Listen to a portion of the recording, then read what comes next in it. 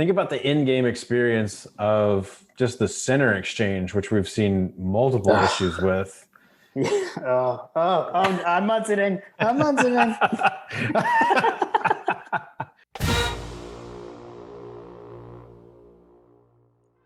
Welcome to My Gotta Podcast. I'm Jim Wood. In this episode, my co-host John Powell and I preview this week's matchup between Georgia and those other Bulldogs from Mississippi State. As always, remember you can follow us on social media at My Gotta Podcast. And if you like what you hear, please subscribe, rate, and review the show. If you leave us a review, you just might hear it on an upcoming episode. Now, let's join the conversation in progress.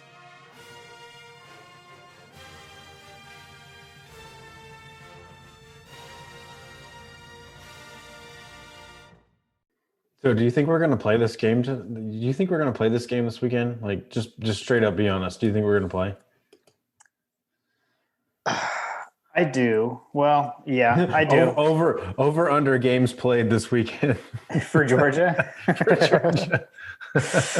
Well, after last week, so let's see. At this point, last week we recorded Monday. It had been announced at this. Isn't that right? Because I think I put the episode out like Wednesday morning, and then they announced it. It was like Wednesday afternoon. Yeah, they announced it pretty soon after. Yeah. Well, I did it like overnight, Tuesday night, and then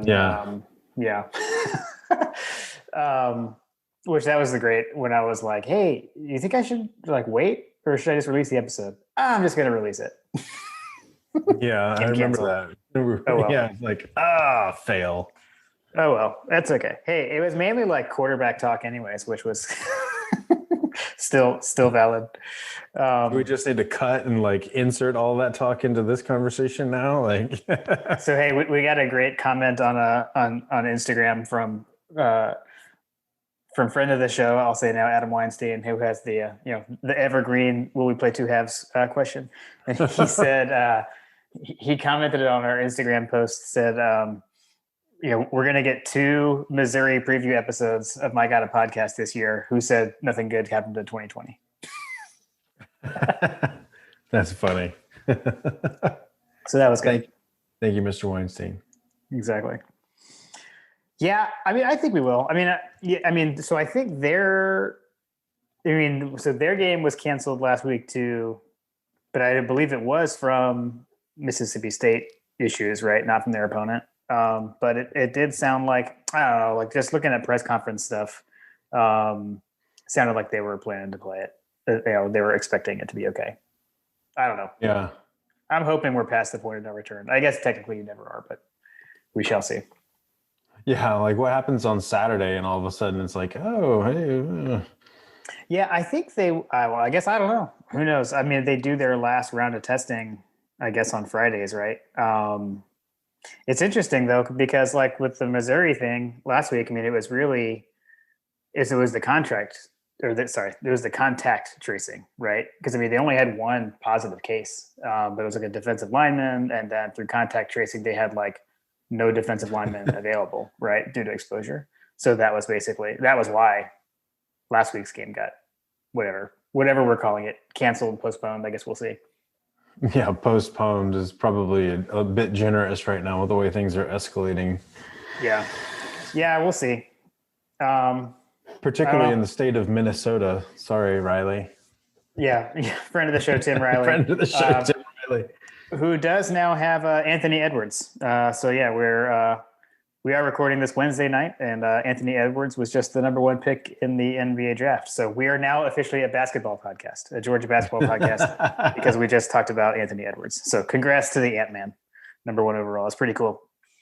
That's the first ever number 1 pick for Georgia basketball ever. Even Dominique didn't go number 1. So, oh, wow. Yeah. Hey, we're moving up in the world in the basketball realm. Yeah, I wish it would have translated to some more on-court success at Georgia, but I get it. So going back to the Mississippi State conversation, like the reason that I was asking about that is because, the Pirate, which is really fun to talk about, the fact that we have the Pirate in the SEC right now. Oh, man. He made some interesting comments a couple of days ago about this. He never Yeah. makes interesting comments. Who knew? Mike Leach and weird comments go hand in hand. I don't know. He said something about like rumors were swirling and things like that, and basically, like if any of them were true, you guys would probably know before I do. Talking to the I did see that. He said he would appreciate it if you guys would let him know immediately. Yeah, I did see that. He is. I don't know, man. He's a trip. He's interesting. Then he said, I don't have a crystal ball on this. Some of these cats' science is different, so who knows? Have you seen the God bless you, Mike Leach. Have you seen it was when he was at Washington State and someone asked him like which Pac-12 mascot would win in like a mascot battle royale? I remember that. I think we talked about that at some point about Yeah, Mike Leach on this one. have. But like I remember it was something ridiculous. Like he went into like this over the top analysis of the animals. Yes. The animals, and then like the Sun Devil, like whether or not he had magical powers and all these kinds of things. Like I don't know, it's pretty great. Which Right. I with that I started thinking like it's kind of a shame that Mississippi State is also the Bulldogs because you can't have him like debate which mascot would win in the fight because they're the same animal, at least in his minds, I would think. Right.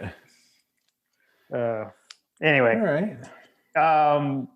If we want to stay with the pirate, did you watch Friday Night Lights, the TV show back when it was Yes. on? Do you Clear remember? eyes, full hearts, can't lose.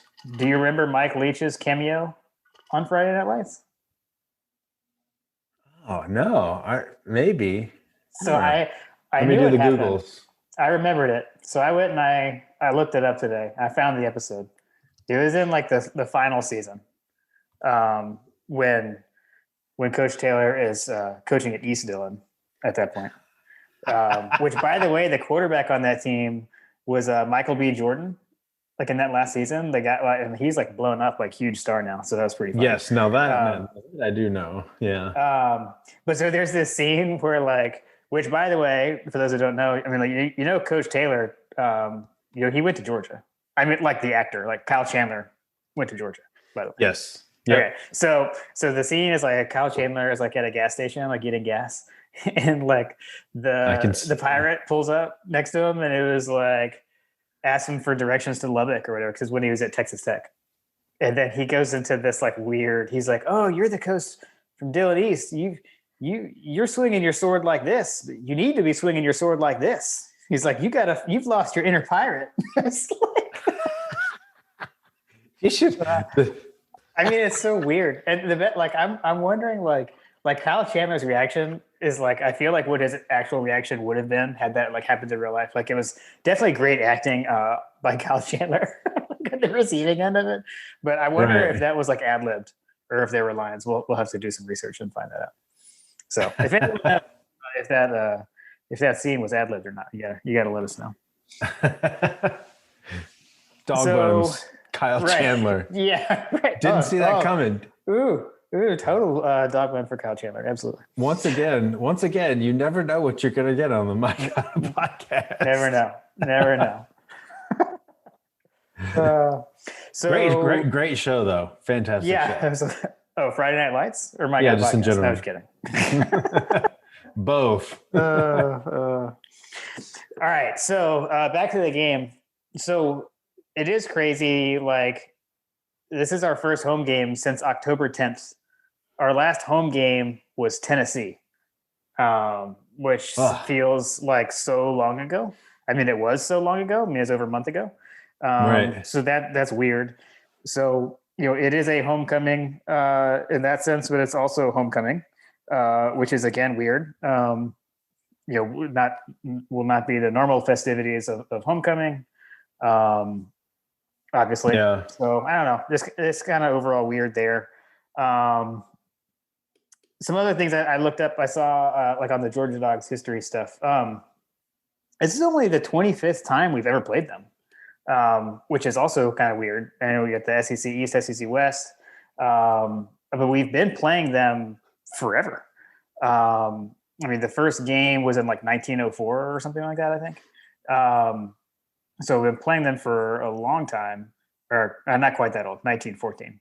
But so we played them since 1914, but only played them 24 times. This is the 25th game. All time, we are 18-6 against the Bizarro Bulldogs of Mississippi State. The Bizarro Dogs, yeah. Yeah. And the only time we've lost to them in mine or your lifetime was that 2010 loss at Mississippi State. That's the only time we've lost to them since we were born. That's crazy. Yeah. I mean, granted, we haven't really played them all that much. I haven't played them that much, right? Yeah. So it's kind of weird. So yeah, I don't know. Those are some of my little nuggets there, I guess. Yeah. I mean, I know that this doesn't exactly like, I don't know, on paper. I know we'll get to some of the odds information later, but like on paper, this doesn't seem like it's going to be a very difficult matchup, but you never know when you're dealing with the University of Georgia offense, what you're going to get. Right. Yeah, for sure.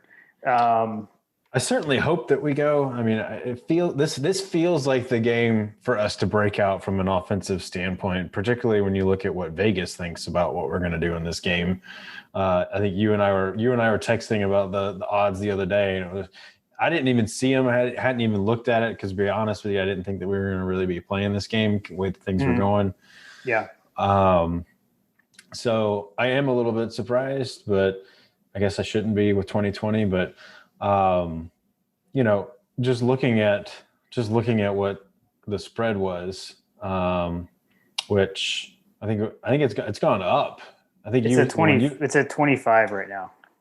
Which it's gone up since. Yeah, it was like 24. It was like, yeah. So I don't know what they know. The only thing I can figure on that is, number one, like he just hasn't been afforded the opportunity to recruit the team that he needs to run his offense. And you can see that with the evidence of the fact that he's had an incremental amount of folks that have opted out on the Mississippi State side. Yeah. Yes. So like you guys just had another one just happened, I think, today. So exactly. Yeah. They have guys opting out left and right. And, part of me is wondering if they're just not buying into the pirate down there from Dan Mullen, which is kind of strange, I guess, to a certain extent, because like they kind of run similar offenses, wide open spread, that kind of thing. Right. Yeah. I know, like, I don't know, like, I guess on some of the things on, like, I guess the positives for Georgia coming in, I mean, there was like some good, I guess, injury news coming out this week. So it does sound like Pickens is going to go. Kirby said that he practiced last week. He's practicing this week. Basically said he would have played had we played Missouri. So that was promising. And then also like Seen is out of the concussion protocol. So those are some positive things. I know McIntosh and Jordan Davis have been practicing. But it sounds like, I know like McIntosh was in a black jersey, like a no contact jersey. So I don't know, injury front, there's been at least sounds like we will get some of those guys back. So I don't know, I would assume that would contribute to some of that, positive notes on the line there. I tell you what, man, if Jordan Davis is back, that's going to be huge for us. Yeah, absolutely. Not just for this game, but like as the season rolls on for the remainder of the games. Yeah, I mean, we totally missed him against Florida for sure. Yeah, 100%. Yeah. I guess if you want to we can kind of keep talking about the offense there. I mean, so I did notice. So I think it was actually last time we talked, and I had mentioned that. Like that we weren't going to see an offense like Florida again, or we're going to see an offense like Alabama, like we were going to see those caliber offenses again. But you did mention that we were going to see some better defenses, and like statistically, Mississippi State is one of those. So they do have the third ranked defense in the conference in yards per game allowed. A&M's number one, we're number two, and Mississippi State is third, and then they're fifth in scoring defense, which we're first. So I don't know that when we were texting about the line earlier in the week, and I told you I was Munsoning, that was why. Because I'm thinking some of the same stuff, like Pickens comes back, maybe McIntosh can play.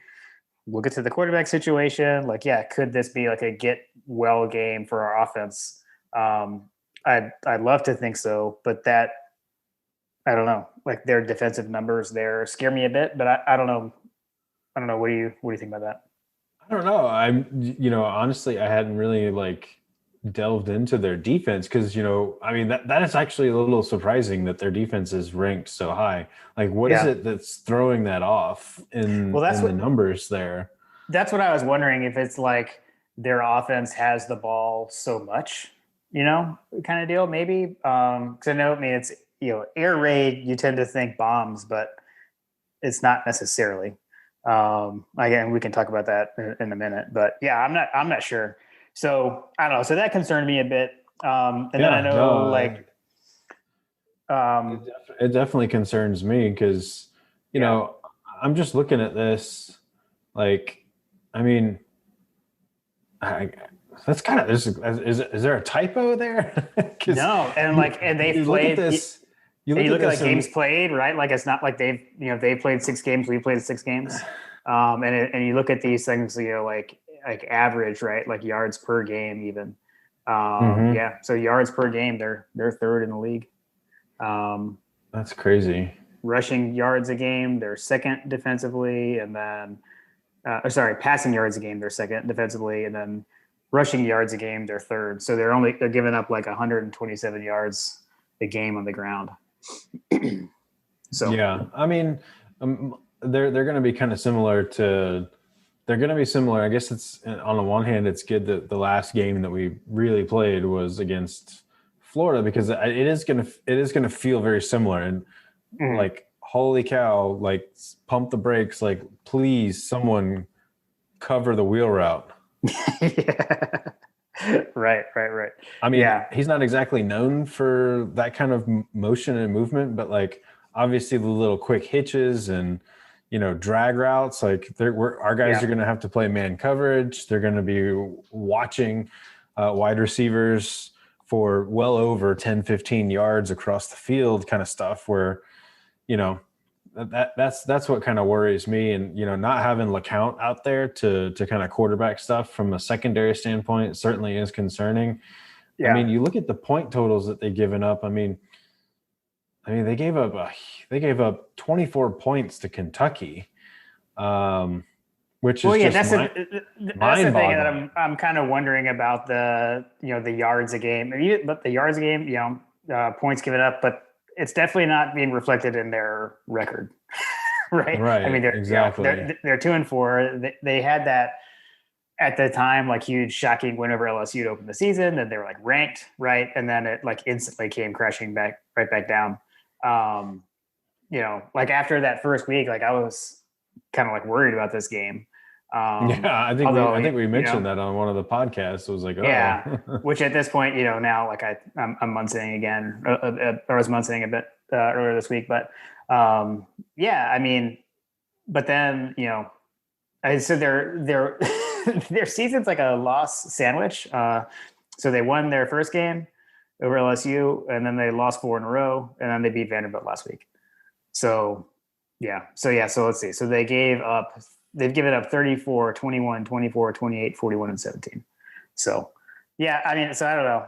I guess maybe I shouldn't worry about it too much, but I don't know. That was something that jumped out to me that surprised me. So I don't know. We'll leave that there. The opt-out that just happened, I mentioned, was also on the defense. So they had a defensive lineman, Nathan Pickering, that just opted out. That was, I think, today or yesterday or today. But sticking with our offense, their defense. We've been going about 18 minutes here, and we haven't talked about the quarterback situation. So last week we were all. I think we both picked Mathis to start There's been a lot of JT Daniels talk since last week, though. And there was more Daniels talk that picked up last week, I would say, after we recorded, right? Because we recorded on Monday. I think on Tuesday, we started hearing rumblings of, Daniels had been getting some first team reps. But then they were saying, so was Mathis, et cetera. So I don't know. And then I think it was Ben Cleveland and his media availability this week said something along the lines of mentioned a transition and that the transition has been smooth. So I feel like he kind of let that slip a bit. The transition. Interesting. Yeah. So I thought that was some interesting wording. So here's where I sit on the whole thing. So we mentioned it in the last podcast, which I imagine most people probably didn't listen to because the game was not happening. So I checked. It was pretty close to the usual.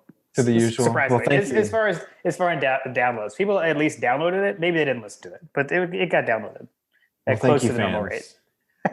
Thanks for sticking with us on the off week, the inadvertent bye week. But having 2 weeks, obviously, that means that Stetson's getting reps and things like that, or feeling better or whatever. Stetson, as Kirby Smart said, Stetson was able to do some things, is what he said. He was able to do some things. Okay. Yes, that was the last soundbite from Kirby. Ah, man. All right. Moment of truth. Who do you think is going to be starting?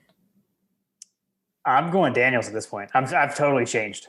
Now I think it's Daniels. Wow, you're all in on the Daniels. Here's what I'm saying. I think that it's not going to be Bennett. I think that Kirby's saying he was able to do some things. And I know, I think last time we talked, you were looking up just kind of recovery time on sprained AC joint. And, seems kind of a mixed bag. It's one of those kind of 2 to 4 weeks or whatever kind of deal. So I don't know. I mean, he definitely struggled after that. I mean, you could tell it was affecting him. He didn't go and practice last week. If Daniels has been getting first team reps, I mean, at this point, if he is healthy and he's able to play, let's see what he can do. I mean, I've stood up for Mathis multiple times and said I felt like he never should have got pulled against Arkansas. But man, I don't know if you listen to Bulldogs by the Numbers with Tug Cowart and PFF Brent. I didn't get a chance to listen. It is on my list because I love those guys. Yeah, this week was really good again. So I mean, Bennett and the quarterback rankings on both of those guys are pretty abysmal. And so I don't know, that's where, for me, I've said, I get emotional. Both of those guys, obviously have great stories. Right. And I want everyone to succeed. But if you look at the numbers and their grades are bad. And I talked about last time, we need to find someone who could be the game one starter next season. And the one guy that I hate to say it, that I would rule out there is Bennett. And so last week I had said, let's go with Mathis. This week I say Daniels. Again, if he's healthy enough and he can play, I mean, what do we have to lose? Let's see what he can do. Yeah. All right. So here's where I thought I kind of figured that this would be a game for us to basically do what we've been doing all season long and try to jump out to an early lead, get dominant, and then start to do some of those things. Okay. I don't know, man. I really would like to see what Daniels has, but I think kind of like what we had talked about in the last episode where, they just need to make a dang decision. At this point, I don't care who it is, as long as it's not Stetson Bennett. In my opinion, I think that the stories run its course. The performance is lacking. And frankly, even the Mathis story is really kind of run its course too. He got an opportunity. He was put in some tough spots, but at the end of the day, you got to complete passes. And I think that the quarterback ratings for both of our quarterbacks was the lowest in history or something like that. If I remember Yeah, it was correctly. something really bad. It was like, yeah, I don't remember if it was like the worst. It Fatone was Fadone Balto was like the Fatone last time it was Bauta. that bad. I know that was there. I can't remember whether Balto's was worse, or whatever, but they were like in line basically. Right. So I think that you're right. It would not surprise me to see Daniels out there because I feel like that we do have to do something different because it's just not working. Like the quarterback position is just not working. Yeah. And if your odds on bet was that JT Daniels is at that point now, which you'd hope he is. I heard some rumors. I heard rumors about I think guys on the second string had mentioned this that they had heard rumors that and they're more in the know than I am that he had been draining his knee daily. Mm, that doesn't sound good. It doesn't sound good, but maybe he's no longer doing that at this I say point. maybe it's drained. Yeah, maybe it's finished draining. Maybe he can drain it before the game. I don't know. I don't know. I want to see, like, we haven't seen, like, okay, in 17, which I feel like we're always going to be talking about 17 just because it was so awesome. But like when like things didn't start off great against App State in that first game, right? And like it wasn't looking like kind of what we had seen from Eason the year before, and it didn't look something like didn't feel right. And then he goes down. Fromm comes in, and like they didn't have a touchdown in the first drive, but like his first pass, it was like, oh, like this kid has something. Like I mean, for me, like sitting in the stands, like it was instant. And we haven't seen that with anyone yet this year, right? Like we saw like in Arkansas when Mailman came in, like it improved. Like you could say it improved, but it wasn't like, whoa, like this is the guy. And we may just not see that this year, right? But I haven't felt that like click with either of the guys we've seen so Mm-mm. far. So yeah, I don't know. I want to see someone else. I mean, even if it's Beck, but it sounds like that's not going to happen. I don't know. So yeah, I'm leaning on. I'm going with Daniels. I think we're going to see Daniels. Now, here's the thing. Here's the funny thing. The funny thing about that is it's like, okay, so let's say Daniels does come in, and let's say it does click, and we have that moment, and then the offense looks great. Dog Nation is going to flip out. It's going to be like, where has this guy been all year? Well, I mean, at this point, I think Kirby's got some plausible deniability in that scenario because Of you can injury. always just say he just wasn't ready, guys. We've been surprised. we've been holding this back. We knew that this was going to happen, but the knee just wasn't ready, y'all. Like that's why we brought him in, and that's why Jamie Newman left. You know what I mean? That kind of thing. Like we've been just waiting to just drop this bomb on you guys, but we couldn't because his knee was hurt. Yeah. I think there's an element of plausible deniability there, but you're right. There's no that doesn't matter. People are still going to freak out. There's no satisfying the UGA fan base. No. The dog vent's going to be crazy if that happens. But I'm sure. Okay. I'm sure. That's okay. But on the other hand, maybe you don't want him to have such a breakout season. Like maybe we just do so well enough that we win semi comfortably, but not like over the top. Like, oh my gosh, he's the second coming of Tua, and then we gotta watch Brock Vandegrift like say, ooh, maybe I don't need to go to the University of Georgia. We need to just temper JT back a little bit, like pull the reins back, like whoa boy, you're doing really good this year, but we got this other guy coming in next year. We need to keep him in the fold. I just feel like these guys, like these elite guys, like a Vandegrift, I mean, and even like a Justin Fields, like look at him, like he didn't like, if you look at the situation, you would have said like, don't come to Georgia because of Fromm, and he still came. So I mean, hats off to Kirby on the recruiting side of that, but like on the flip side, Vandegrift grew up an Auburn fan. Yeah, they're gonna need a quarterback. Yeah, they're right down the street though. They're right down the street. Anyway, I know what you mean. Yeah, you know what I mean. Like, I just don't want another quarterback controversy coming into next year. Like, oh well, we gotta cut the guy that turned the season around and was lighting up Mississippi State and Vanderbilt and Missouri. You know, like, well, Yeah. that's great, guys. It would have been great to see him against Florida and Alabama, but Right. Well, and you rattle off the schedule there, and South Carolina with interim coach Mike Bobo, which I predicted, by the way. So you did. You called it. I was surprised. I didn't think that they would cut him loose so early, but yeah, clearly they found 13 million reasons to let him go.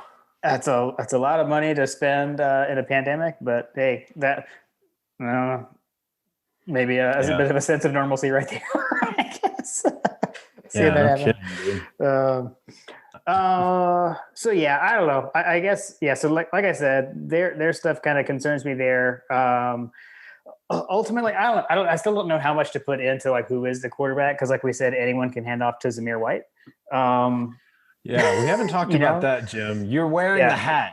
You inform the listeners of the merch you got on right now. Yeah, run the dang ball. Yeah, so I made some hats. I made a hat for myself and a hat for John, and so mine says "Run the damn ball," and then John has the family friendly "Run the dang ball." So it's been zero podcasts, zero episodes. I just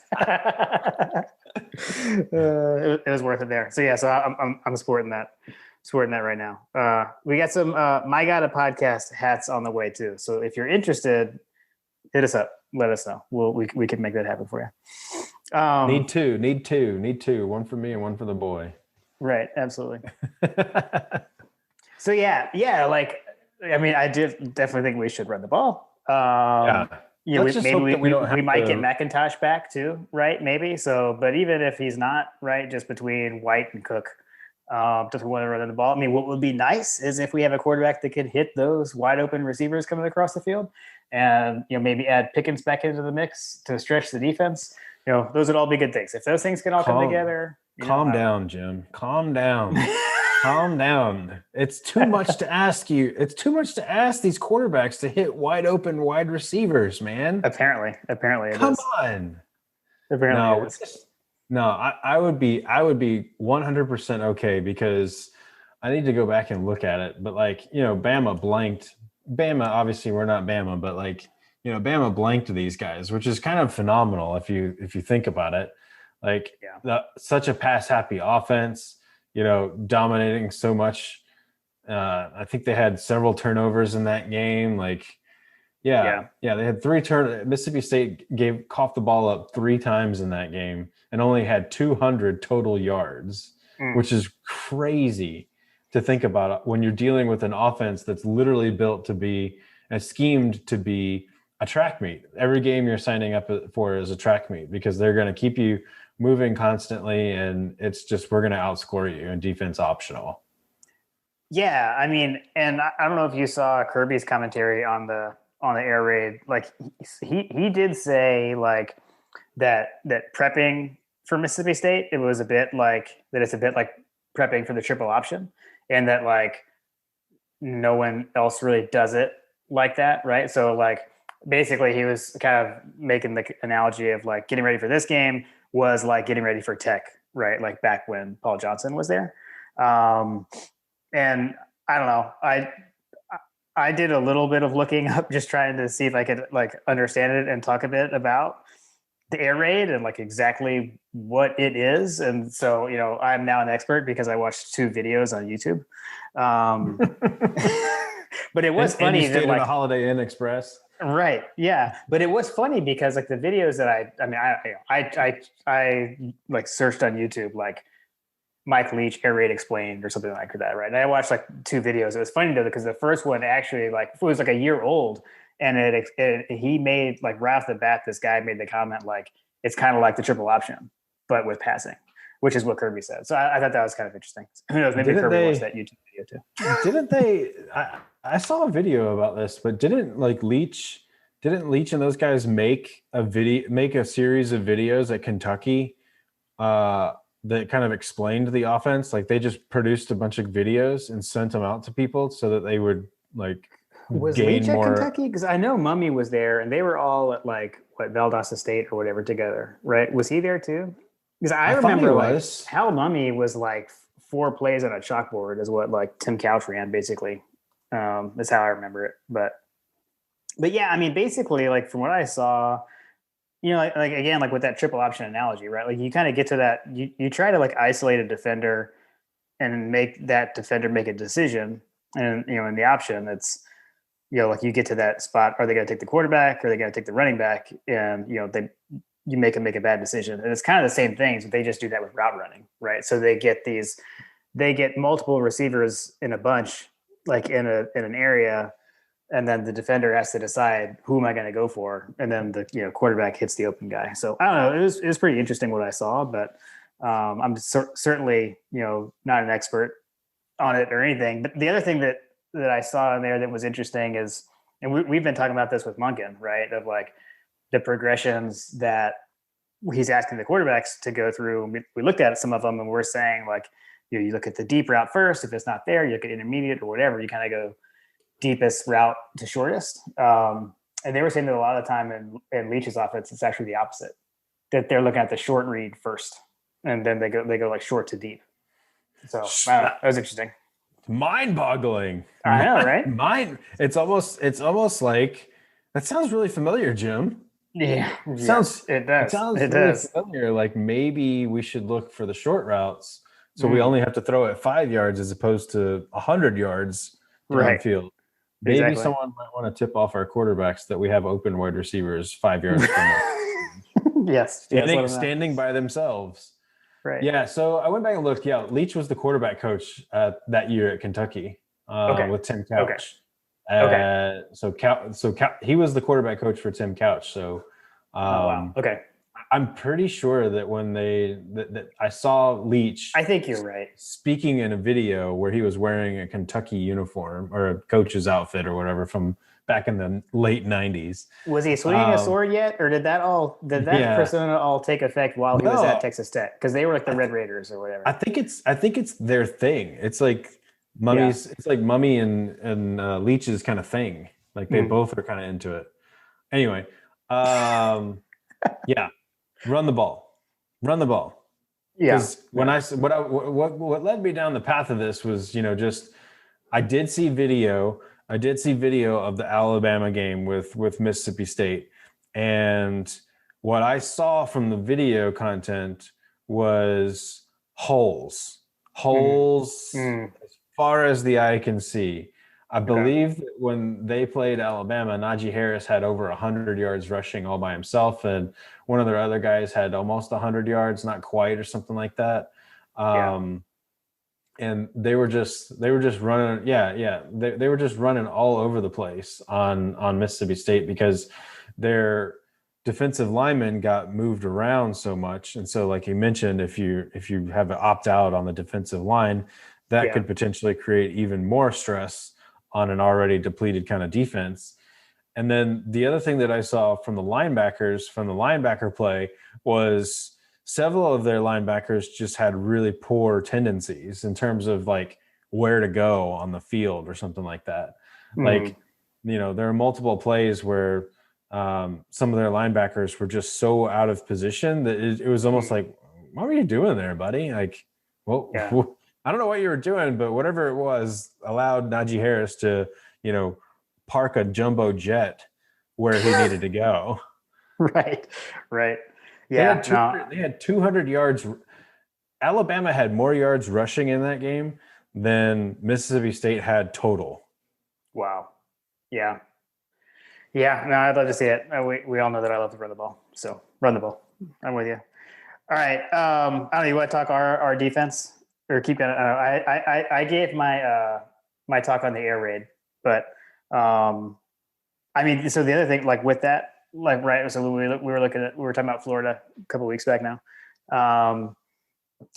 and how surprised I was that like how little Florida had run the ball. It's not surprising to see that with these guys, they do not run the ball. No, Their they leading don't. rusher at 6 games in. So they played 6 games. Their leading rusher has 37 carries for 131 yards. That's it. So, so yeah, they're not run the ball. Yeah, they've got a couple touchdowns, so I guess they run it in the red zone occasionally. But that's it. I mean, you kind of have to at some point, Yeah, but yeah, yeah. I mean, yeah, I don't think that they're necessarily going to be running on us. Obviously, they're little short passes. We kind of said the same thing for Florida game. It doesn't show up as rushing stats, but some of these little quick hitches and slants and things like that are effectively running plays. So we gotta play sound defense. We gotta be able to man up, and not to back up, but that reminds me of something that we need to talk about with the offense. Go ahead and hit it. So one of the things on the offensive side of things that I just remembered was like they don't care. Like they were loading the box against Alabama and just running man coverage against their wide receivers, which seems like a really dumb idea. Obviously, they got absolutely roasted, but like even our guys weren't doing that. Like we were doing cover two, like we were doing too deep. Like I mean, we were dropping guys into coverage, but they were lining up 9 yards off the line of scrimmage with Devontae Smith and Jalen Waddle in single coverage against guys that have no business being on the field in single coverage against that kind of talent. So like, if they do that against us and we don't have a quarterback situation figured out, I mean, you're looking at kind of a similar scenario that we had against Florida, where we would be in a situation where they're in our face constantly, like just making whoever, if it's JT Daniels, do we really want him running for his life? Do we really want to be like, I don't know, man, that would scare me a little bit, because they do not care. They will make they will make you run man coverage, and they will hold, if we can get behind them. It seemed like that they were not afraid to do those kinds of things. And so it was like, it's almost like we just have to kind of expect that they're going to be bringing the house every single down. Yeah, I mean, that's where you got to get the ball out quick, right? I don't know. Like we said, that short intermediate passing game. Hopefully, the other guys haven't really been able to do that. So Daniel's a lot taller. Well, he's taller than Bennett. He's not taller than Mathis. Hopefully, maybe he can see those guys coming across the middle. That height wasn't really helping Mathis much, though, guys. Yeah.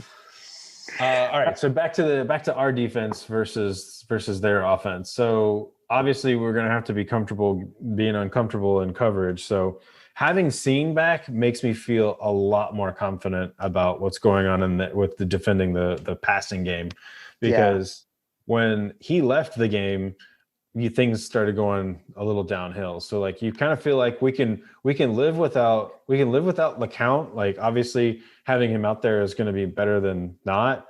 But having seen out there gives me a little bit more confidence that we can play more like we did when we lost LeCount for the first half of, I can't remember which game it was, but when we had him for a half, and it seemed like you and I commented that it didn't seem like that he was even gone. Yeah, that was Auburn. Yeah. That's what I thought. I was going to say Auburn. Yeah, it was an Auburn game. Yeah. So we felt like he wasn't even we didn't miss a beat on the defensive side. So it feels like we could miss like we could be down one safety but not both. It's kind of how it's felt, I guess. Yeah. So and then you've also got, talking about people getting healthier. You like to think, obviously, I don't know, did you hear any news about Monty Rice on whether or not he's back to 100% or anything like that? I didn't. I think like, I mean, how Kirby answers questions. Like, I feel like he answered it. Yeah. It was like, well, he played against Florida kind of thing, and then it was like, well, and a lot of it was like, well, no different than last week. And then I think the beat writers were kind of like, well, there wasn't a game, so like we didn't see anything, but anyways, but yeah, I feel like it was, I don't know. So you would hope, a week of rest, or, a week of no game would help, but yeah, we'll see. Right. If we can run with their guys and not get lost in coverage and have, it seems like KJ Costello, I don't know, like I feel like KJ Costello is like, I don't really even know how to describe it, because it seems like I see him on all of these it seems like I see him on all of these highlight reels of Mississippi State's passing game where he's just dropping dimes, 50 yards downfield. But then you see like that he's actually not doing very well at all, like in terms of like where he stands as a quarterback in the SEC. Yeah. Well, I mean, they've got a bit of a quarterback controversy going on themselves. I mean, Will Rogers played the last game at quarterback, and I did go try to look today to see if they had announced who was going to start this game, and they haven't announced who's going to start either. So I saw like in Leach's availability, their beat writers were asking him who was going to play, and he gave a very like Kirby Smart type answer. Although I'm sure there was some sword swinging or whatever, swashbuckling while he said it, but basically saying that like they're competing and all that kind of good stuff. So we don't know. They haven't announced a starter either. So we could see either that goes. I don't know. Everyone seems to be like talking like it's like just talking about Costello, like it's going to be him. But I don't know. Leach hasn't said. If I had to guess, I'd say Costello is who we're going to see. He's willing to out there the most, but I don't know. We'll find out on Saturday, I guess. Hopefully. Yeah, I don't know. I mean, if there's a game. when you take things into context, like I don't know, those guys, both of the quarterbacks have combined. They've thrown 324 passes combined between the two of them, and they've also thrown 14 interceptions. Yeah. So, well, that's the thing with Costello, right? You figure that's got to favor us in some way, shape, or form in terms of being able to take the ball away. Which, if we can get a couple of interceptions like we did, I mean, crap. I mean, against one of the best quarterbacks in the SEC, Kyle Trask, and Mac Jones even threw an interception against us. So, like, yeah, I mean, think about it. Not to beat a dead horse, but should have had 2 pick sixes on Kyle Trask. Ugh, sorry. I don't know why I said that, but I mean, and Trask may win the Heisman. I mean, he's the front runner right now, I would say. So I don't know. We'll see. But anyways, what did you just say? What did you just say? He is, man. He's the front runner. That's all we need. That is all we need right now is Dan Mullen running around, clowning around with the Heisman Trophy in his hand. He's right as of today. I would say he's the leader. I'm in a bad mood now, Jim. Thanks a lot. I almost just said we got a lot ahead of us, but I don't know. We'll see if we do or not. But yeah. Anyways, but I'm with you, right? And so like if we got Scene back, and I mean, Stokes has had he's had 2 pick sixes, 3 picks on the season. I don't know. They're going to be the ball will be in the air plenty, right? The opportunities are going to be there. And yeah, I mean, just looking at. Oh, I dropped my pen. Hold on. Looking at. Was it a metal steel pin? Yeah. I don't know. Ball, like I said, ball in the air a lot, and yeah, I mean, so with much, better offenses, right? And Florida and Alabama, we were able to get picks. Hopefully we can obviously slow them down more, just in general. And other teams have been able to. So I don't know. I guess actually, so one thing I was thinking about that I forgot to say earlier, but like, with what I saw in my YouTube research, and then like Kirby saying, right, that it's kind of like the triple option. It did remind me of actually, so there's something that Will Leach said a few years ago, and I can't remember when this was. It was either 17 or 18 after the Tech game, and said that like, that Kirby hadn't just beaten Georgia Tech, that it felt like he had solved them, like that he had solved the Paul Johnson offense. So I'd like to see if he can solve the Mike Leach air raid. That would be nice. So I don't know, something we'll be watching for. And I guess, I don't know, what do we say? It's Kirby or Dan Lanning or whatever, but I mean, obviously Dan Lanning's going to be a part of it, but Kirby also is a pretty darn good defensive coach as well.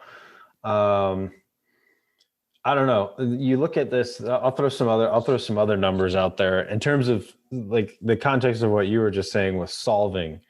Mm-hmm. It feels like right now, again, this is all year one kind of stuff with Mike Leach not really having anything to work with. A apparently at Mississippi State. So they beat Vandy 24-17. So it was a tight game against Vandy, and that snapped a 4-game losing streak for the Bulldogs, the Bizarro Dogs. And in that stretch, they had scored just 30 total points in that losing game stretch. They've averaged this. So this Mike Leach offense that's known for putting up points, regardless of the personnel, because I think he did it at every stop along the way, except for this one, which maybe that's saying something. They've only generated roughly 20 points a game. If they put up 20 points against us, I would be somewhat surprised. But I do believe that we can score on these guys pretty easily. I mean, if Vandy can put 17 on them, if Kentucky can put, I think 24 was what Kentucky put on them.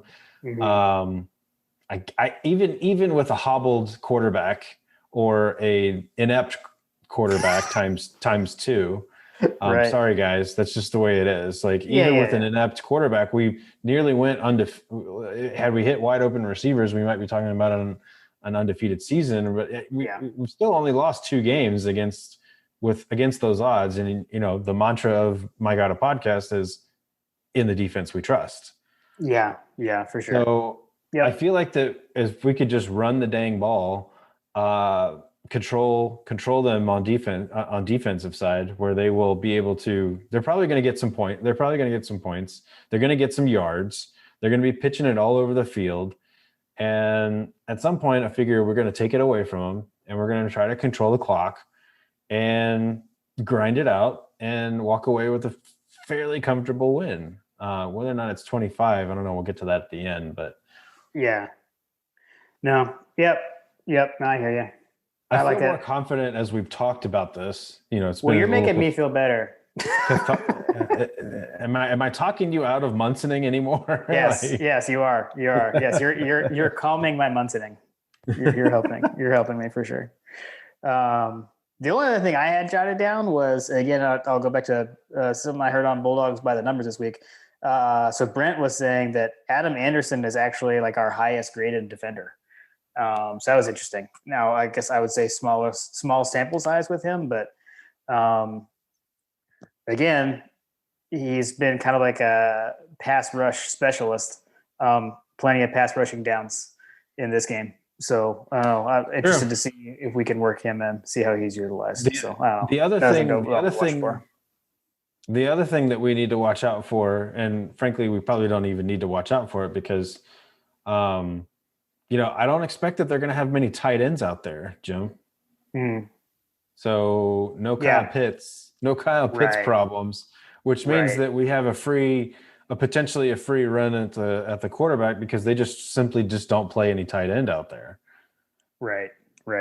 Yeah, for sure. Yeah. I don't know. Yeah. Watch those outside linebackers. I mean, and Ojulari, like we said, is having a heck of a season. A monster year. Yeah, he really is. Okay. It was the last couple of games. We haven't really talked about the special teams heading into a game. And I feel like our complacency about not talking about the special teams has led to complacency with our special teams. So I just want to say, need another good game from the special teams. I'd like to see Camarda return to form, return to his Ray Guy type season that he started off with. Right. Get back that. If McIntosh is back, it would be a boost for the return game, although it hasn't dropped off much. I mean, Jackson has still been excellent. So I don't know. Just wanted to hit that. We hadn't touched on it last couple of previews, so just wanted to throw that out there. Yeah, I think Scott Cochran had one of those interview videos recently that was pretty inspiring. I'll say I've liked I feel like the Georgia, I guess, social media or whatever you want to call it, digital, has done a good job this year, just getting stuff out. And I'll admit, like, I don't watch like the Kirby Smart All Access, so for all I know, they're taking bits segments from that and throwing it on the socials and stuff. But like, I don't know, there have been some good like player interviews. I don't know, it's always cool just to like see their faces without a helmet on, get to know a little bit about them. There have been some good ones with Jordan Davis had a good one. Ojulari had a good one. I don't know, it was cool. I feel like they've been doing a good job of that this year. Yeah, it's really interesting to listen to and watch those guys. Like I said, Scott Cochran had a pretty good one. I feel like it was fairly recent, like a week or so ago, that he sat down and was talking about the team and how jacked he was about Kirby and what he was building here. And so I don't know, it certainly got me excited, and it was basically like everything that you heard about him. It was just like, man, we love Scott Cochran. Like, he's just so exciting and energizing. It was definitely a good feel. Right. Yeah. Nice. And I think, and they also had one with Todd Monken where he talked about stuff. I don't know. It seems like that they've got a good. They did have some really Monken recently. Yeah. They got a good staff in general. The new guys, the new blood that's come in. Seems like that's a positive addition. So. Right. Yeah. All right. All right. I've got some random picks. You gonna hit some picks, or did you have any more analysis? Nope. Run the dang ball. All right. So first, we do need to go back because, again, not sure who listened, but I did predict that Dustin Johnson would win the Masters in our Missouri preview episode. So I'm patting myself on the back. I thought you had DeChambeau. What do you, DeChambeau? No. I said that DeChambeau was the favorite to win, but that I was not going to pick him, that I was going to pick DJ. Oh, you can go back and listen. Dang it. I believe you had Bubba. You went with the Homer Bubba Watson pick, which it was a Homer Bubba Watson pick. So we got that. Okay. We're pretty far in. You know what we haven't talked about yet? And it's something we love to talk about. The uniform talk. Night game. Night game, ESPN. Will the black jerseys come out? Kirby's been kind of coy on it. Dude, this just seems like the cat came out of the bag on the socials. Yeah. Someone that was sewing them on came out. The cat came out. I can't remember what the Facebook post was, but it was from a page that was sewing on something for the game. I can't remember. It was like an alteration place in Athens, right? Right. Yeah. Which looks really suspicious. Like, hey guys, we're dropping hints over here, but we're gonna do a blackout. Right. I will also point out, people can't see us, but I am wearing a black Georgia T-shirt. Actually, this is a basketball related. This is in honor of Anthony Edwards tonight. This is 7-6 apparel, so shout out to Chase. But yeah, so that's why I wore that shirt tonight. Right. So what do you got? You got black jerseys or red jerseys? Based on that post, it seems like that they're preparing to roll out the black jerseys, which is kind of. It's almost like, you remember when we did the analysis on who was going to be the starting quarterback, and they like panned over and like slowly held the camera on the huddle, and it was very clear that Mathis was going in. I feel like it's like that. It's like, it seems like we're going to be wearing black jerseys today, guys. Right. What I don't see Kirby doing is like to me, like what made the 2005 so awesome, like as someone being there, was that like they warmed up in red, went in, changed, and they came out in black. And like, I feel like Kirby is like, ain't got time for that. Like, I'm not messing with, like, he's too focused. I feel like that kind of thing would drive him crazy. I don't see him ever doing that. So I say whatever they warm up in is what they're playing in. I'll say that. I'm going to add that. I feel like that if he were to do that, the comparisons to Richt would just go supernova. Yeah. So if he's trying to beat that, if he's trying to get that monkey off of his back, then doing exactly what Richt did is probably not a good idea, guys. All right, so you're going black jerseys? I believe that we're going to be in black jerseys. I remember when I first saw that image, I was like, oh, heck yeah, it's on. And frankly, like, I do feel like that there's an element of like, this year has sucked, obviously, for a number of reasons. Yeah. And I do think that that's something that the players have asked for and have always wanted. Yeah. And he's never given it to them. And I feel like that if you were going to give them something, this year would probably be, a good time to do it. And it's in a game that very clearly Vegas thinks that we're going to win. Of course, they thought that we were going to win pretty easily against some of the other guys, but I don't know. I feel like that this is a low risk game to throw it out there. And it's like, oh yeah, it's also homecoming. Right. Okay. All right. I'm going to go yes. I actually, like, my feeling leads no, but I'm going yes based off of the Seamstress league. So I'm going to go yes. Okay. Yeah. Quarterback starter, we pretty much already talked about. Can you remind me? I said Daniels. Did you say Daniels? Let's get I'm gonna go with Daniels. Okay. I'm gonna lean in that direction. Okay. Again, throwback question. Asked this last week. Over under 1.5 Georgia quarterbacks play in this game. I think we see 2. Okay. I'm gonna say under. I'm going with Daniels, and we stay with Daniels. And I'm trying to be different. Actually, and I had actually wrote that down. Okay. Mississippi State quarterback starter. Who you got? KJ Costello. Okay. I also go with Costello. So agree there. So we're not 100% agreement, but pretty close. Pretty close. Pretty close. All right. That brings us to the score prediction for the game. Oh, geez. Here we go. All right. So refresher. So we got current spread is Georgia minus 25 points, and the over under is currently set at 44.5. So, if things were to hold to that, you would have like a 45, or sorry, you'd have like a 35. 33 to 12. Yeah. Something like that. So something like that. I got 35 to 10 ish, something like that. So, yeah. You want me to go? You go, because I'm gonna. Well, here, I'll go first. I'll throw some stuff out there. Okay. In the last 3 games, we've been outscored by more than 22 points. In the last 7 games, we've hit the under 6 times. Okay.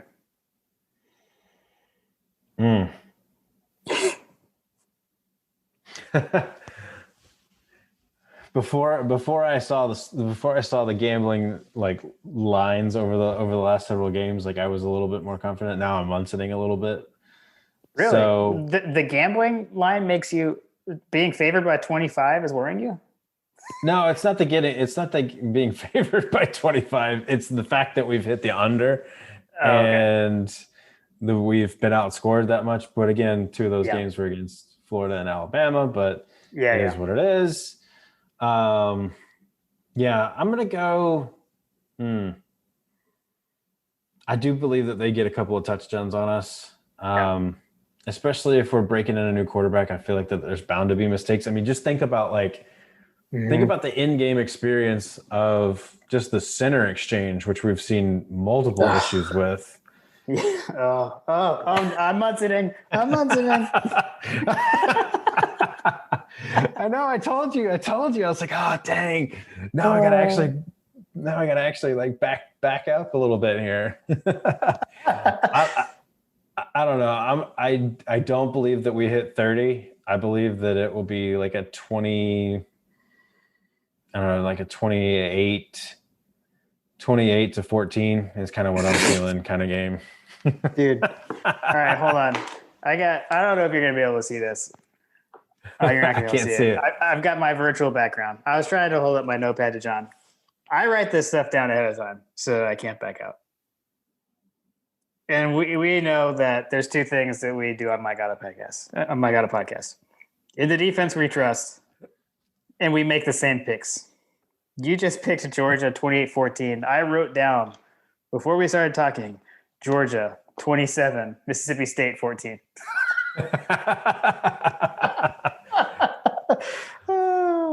I'm just not super confident that we're going to hit 30. I'm not especially either. especially if we're breaking in a new quarterback. So the funny thing is too, like after when I was editing our Missouri preview, I was kind of laughing at myself because I feel like I'm always like, I'm Munsoning, we're gonna win by 21 points.